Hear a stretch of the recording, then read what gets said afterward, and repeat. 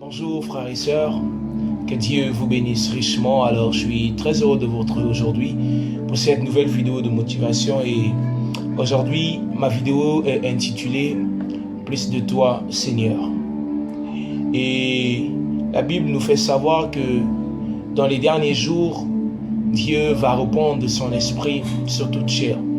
Et dans le livre de Jean chapitre 7 au verset 37, la Bible dit: le dernier jour, le grand jour de la fête, Jésus se tenant debout s'écria: si quelqu'un a soif, qu'il vienne à moi et qu'il boive. Si quelqu'un a soif, qu'il vienne et qu'il boive. Tant que nous ne désirons pas davantage le Seigneur, notre vie va rester naturellement. Nous allons vivre comme des êtres naturels, alors que Dieu nous appelle à manifester sa gloire. Et il dit dans les derniers jours, dans Joël chapitre 2, au verset 28, dans les derniers jours, je répandrai de mon esprit sur toute chair. Oui, Dieu est prêt à répandre de son esprit sur chacun d'entre nous. Mais c'est de notre devoir de désirer à ce que la manifestation, la plénitude de l'Esprit de Dieu descende abondamment sur nous. Tant que nous ne désirons pas à ce que Dieu se manifeste en nous, tant que notre désir pour le Seigneur est en bas, la gloire de Dieu aussi sera mince dans notre vie. Les apôtres étaient dans la chambre haute. Ils se sont mis à prier pour désirer davantage du Saint-Esprit parce qu'ils savaient qu'ils avaient tellement besoin de cet esprit, car sans le Saint-Esprit, on ne peut rien accomplir. Et les apôtres se sont mis à part pour désirer davantage de Dieu.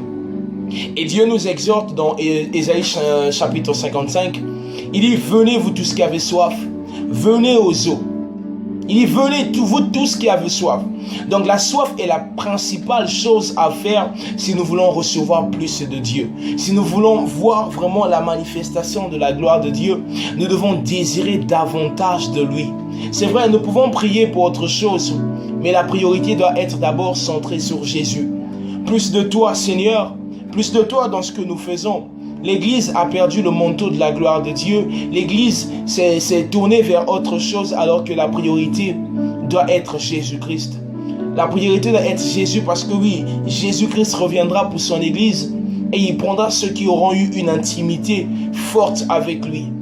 Il dit: recherchez pas les choses qui tuent l'âme, ne recherchez pas les choses qui vont vous éloigner de Dieu, mais recherchez d'abord le royaume et la justice de Dieu. Oui, plus de toi est la priorité de Jésus. Plus de toi est une prière. C'est pas simplement une déclaration, mais c'est une prière. Lorsqu'elle est faite avec foi et sincérité, Dieu y déverse une pluie abondante de sa grâce dans votre vie.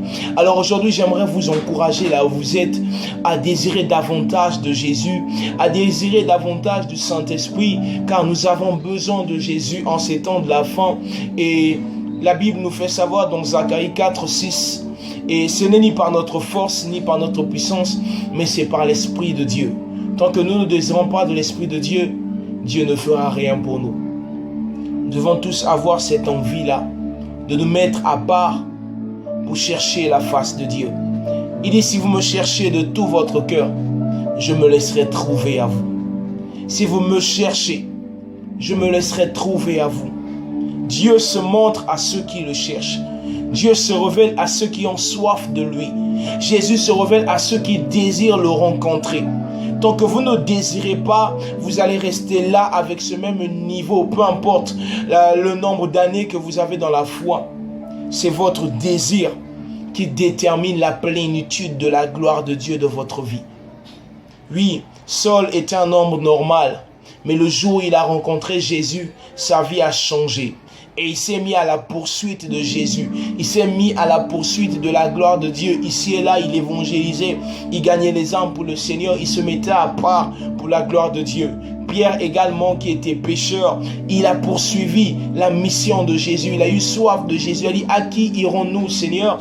Tu as les paroles de la vie éternelle. Oui, toutes ces choses sont en Jésus. Tout ce que vous pouvez rechercher aujourd'hui sont entre les mains de Jésus-Christ de Nazareth. Alors il est important pour vous et moi de revenir vers lui et de le désirer davantage. Alors en cet instant, j'aimerais vous encourager là où vous êtes à la maison à demander à Dieu de vous remplir encore. À dire à Jésus: Seigneur, plus de toi dans ma vie. Jésus, je veux plus de toi encore et encore. Oui, j'ai soif de toi, Seigneur. Je veux que tu me remplisses davantage. Je veux te connaître davantage, Jésus. Je veux passer du temps avec toi dans l'intimité. Rien que toi et moi. Oui, Jésus, révèle-toi à moi. Que ma relation avec toi devienne plus forte.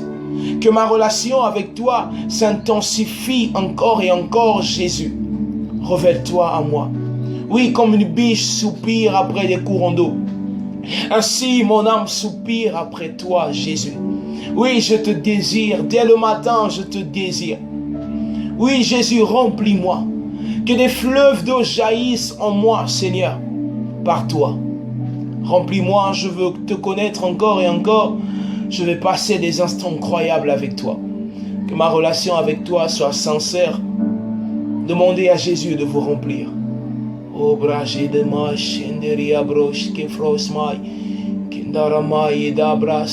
Je ne veux plus perdre mon temps à faire autre chose. Mais rien que toi, Jésus. Rien que toi et moi.